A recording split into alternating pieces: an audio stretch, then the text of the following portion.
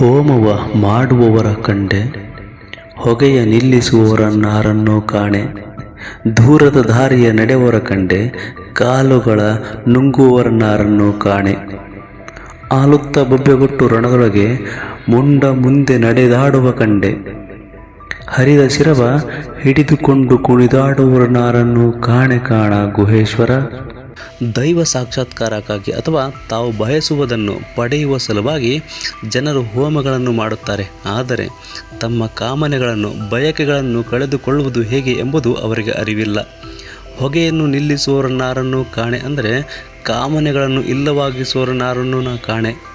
ಸಾಧನೆ ಅಥವಾ ದೈವ ಸಾಕ್ಷಾತ್ಕಾರಕ್ಕಾಗಿ ಬಹಳ ಜನರು ದೂರ ನಡೆದು ಹೋಗುತ್ತಾರೆ. ಆದರೆ ಅವರು ಒಂದೇ ಕಡೆ ನಿಶ್ಚಲವಾಗಿ ನಿಲ್ಲುವುದನ್ನು ಕಲಿತಿಲ್ಲ. ಮನಸ್ಸನ್ನು ಒಂದೇ ಕಡೆ ನಿಶ್ಚಲವಾಗಿ ನಿಲ್ಲಿಸುವುದು ಅಂದರೆ ಗೊತ್ತಿಲ್ಲ.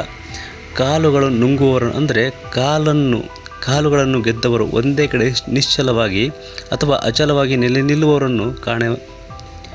ಇನ್ನು ಕೆಲವರು ಬೊಬ್ಬೆ ಹಾಕುತ್ತಾ ಗಟ್ಟಿಯಾಗಿ ಕೂಗುತ್ತಾ ಯುದ್ಧ ಭೂಮಿಯಲ್ಲಿ ಒಬ್ಬೊಬ್ಬರನ್ನು ಕತ್ತರಿಸುತ್ತಾ ನಡೆದಿಡುತ್ತಾರೆ. ಇನ್ನೊಬ್ಬರ ಶಿರವನ್ನು ಕಡಿದು ಕೂಗುತ್ತಾರೆ.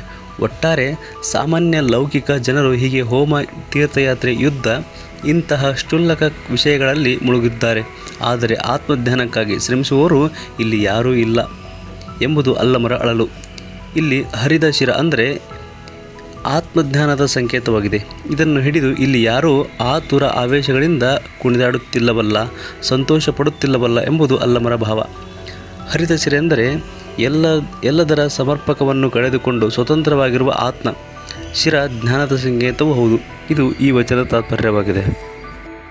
ವೇದ ವೇದಿಸಲರಿಯದೆ ಕೆಟ್ಟವು, ಪುರಾಣ ಪೂರೈಸಲರಿಯದೆ ಕೆಟ್ಟವು. ಹಿರಿಯರು ತಮ್ಮ ತಾವರಿಯದೆ ಕೆಟ್ಟರು, ತಮ್ಮ ಬುದ್ಧಿ ತಮ್ಮನ್ನೇ ತಿಂದಿತು. ನಿಮ್ಮನ್ನೆತ್ತ ಬಲ್ಲರು ಗುಹೇಶ್ವರ. ಇದು ವೇದಶಾಸ್ತ್ರಗಳು ಹಾಗೂ ಅವುಗಳನ್ನು ಬರೆದಿರುವವರನ್ನು ವಿಡಂಬಿಸುವ ವಚನ. ವೇದಗಳು ಜನರ ಮನಸ್ಸುಗಳನ್ನು ಹಾಳು ಮಾಡಿ ವೇದಗಳು ಜನರ ಮನಸ್ಸನ್ನು ಆಳವಾಗಿ ಪ್ರಭಾವಿಸಲಾರದೆ ಕೆಟ್ಟು ಹೋದವು. ಪುರಾಣಗಳು ಜನರಿಗೆ ಮೋಕ್ಷಕ್ಕೆ ಬೇಕಾದದ್ದನ್ನು ಪೂರೈಸಲಾರದೆ ಕೆಟ್ಟು ಹೋದವು. ಅವುಗಳನ್ನು ಬರೆದ ನಂಬಿದ ಹಿರಿಯರು ತಮ್ಮನ್ನು ತಾವು ಅರಿಯದೆ ಕೆಟ್ಟರು. ಹಾಗಾಗಿ ಅವರ ಬುದ್ಧಿ ಅವರನ್ನೇ ತಿಂದು ಹಾಕಿತು, ಅಂದರೆ ನಾಶ ಮಾಡಿತು. ಇಂತಹ ಜನರು ನಿಮ್ಮನ್ನು ಹೇಗೆ ತಾನೇ ಅರಿಯುತ್ತಾರೆ ಎಂಬುದು ಅಲ್ಲಮರ ಪ್ರಶ್ನೆ. ವೇದಶಾಸ್ತ್ರ ಪುರಾಣಗಳು ಸಾಮಾನ್ಯವಾಗಿ ಹೊರ ಪ್ರಪಂಚವನ್ನು ಬೌದ್ಧಿಕವಾಗಿ ವಿಶ್ಲೇಷಿಸಿವೆ. ಸ್ವರ್ಗ, ನರಕ, ದೇವರು, ಆತ್ಮ ಮುಂತಾದ ವಿಷಯಗಳ ಬಗ್ಗೆ ಮಾತನಾಡಿವೆ. ಆದರೆ ಅವುಗಳಾಚೆಗೆ ಮನುಷ್ಯರ ಮೋಕ್ಷಕ್ಕೆ ಬೇಕಾದ ದಾರಿಯನ್ನು ತೋರಿಸಲಾರದೆ ಅವುಗಳು ವಿಫಲವಾಗಿವೆ. ತಮ್ಮ ಸುತ್ತಮುತ್ತಲಿನ ಎಲ್ಲವನ್ನೂ ವಿಶ್ಲೇಷಿಸಿದ ಪಂಡಿತರುಗಳು ತಮ್ಮನ್ನು ತಾವು ಅರಿಯದೆ ಕೆಟ್ಟರು ಎಂಬುದು ಇಲ್ಲಿಯ ಭಾವಾರ್ಥ. ತಮ್ಮ ಬುದ್ಧಿ ತಮ್ಮನ್ನೇ ತಿಂದಿತು ಎಂಬುದು ಇಂತಹ ಪಂಡಿತರುಗಳು ಕೇವಲ ಬೌದ್ಧಿಕ ವಾದ ವಿವಾದಗಳಿಂದಲೇ ಕಾಲ ಕಳೆದು ಹಾಳು ಮಾಡಿದ್ದರು ಎನ್ನುವುದು ಇಲ್ಲಿದೆ. ಇಂತಹ ಜನರು ಎಲ್ಲ ಕಾಲಕ್ಕೂ ಎಲ್ಲರಿಗೂ ಸಮಾನವಾಗಿ ಮಾರ್ಗದರ್ಶಕವಾಗದೆ ಜಗಜ್ಯೋತಿಯನ್ನು ತಮ್ಮ ಆತ್ಮದಲ್ಲಿ ಹೊತ್ತಿಸಿಕೊಳ್ಳಲಾರದೆ ಅಹಂಕಾರದಿಂದ ವಾದ ವಿವಾದ ಮಾಡುತ್ತಾ ವೇದಶಾಸ್ತ್ರ ಪುರಾಣಗಳನ್ನು ಉಲ್ಲೇಖಿಸುತ್ತಾ ತಮ್ಮ ಹೃದಯಗಳಲ್ಲಿರುವ ಗುಹೇಶ್ವರ ಅಂದರೆ ದೇವರನ್ನು ಗುರುತಿಸಲಾರದೆ ಹಾಳಾಗಿದರು ಎಂಬುದು ಅಲ್ಲಮರ ಭಾವಾರ್ಥವಾಗಿದೆ.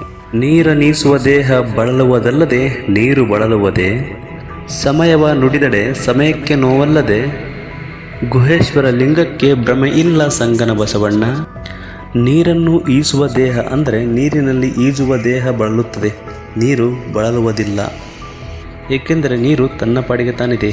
ಈಜುವವರು ತಮ್ಮ ಶಕ್ತಿಯನ್ನು ಬಳಸಿ ಅದರಲ್ಲಿ ಚಲಿಸುತ್ತಾರೆ, ಹಾಗಾಗಿ ಅವರಿಗೆ ಬಳಲಿಕೆ ಇರುತ್ತದೆ. ಹಾಗಾಗಿ ಧರ್ಮ ಸಂಪ್ರದಾಯಗಳನ್ನು ನುಡಿಯುವವರು, ಪ್ರತಿಪಾದಿಸುವವರು ತಾವು ಬಳಲುತ್ತಾರೆ. ತಮ್ಮ ಧರ್ಮ ತತ್ವ ಸಿದ್ಧಾಂತಗಳನ್ನು ಬಳಲಿಸುತ್ತಾರೆ, ಏಕೆಂದರೆ ಅವರು ಭ್ರಮೆಯಿಂದ ಕೂಡಿರುತ್ತಾರೆ. ಇಂಥವರು ಲಿಂಗವನ್ನು ಅಂದರೆ ದೈವವನ್ನು ಕಾಣಲಾರರು ಎಂದು ಕೊನೆಗೆ ಪ್ರತಿಪಾದಿಸುತ್ತಾರೆ. ಗುಹೇಶ್ವರನನ್ನು ಕಾಣಲು ಯಾವುದೇ ತತ್ವ ಸಿದ್ಧಾಂತಗಳು ಅವಶ್ಯಕತೆ ಇಲ್ಲ, ಅದೊಂದು ಭ್ರಮೆ ಎಂಬುದು ಅಲ್ಲಮರ ನಿಲುವು. ದೈವವನ್ನು ಕಾಣಲು ಭಕ್ತಿಯ ಮಾರ್ಗ ಒಂದೇ ಸಾಕು ಎಂದು ಅಲ್ಲಮರ ನಿಲುವು.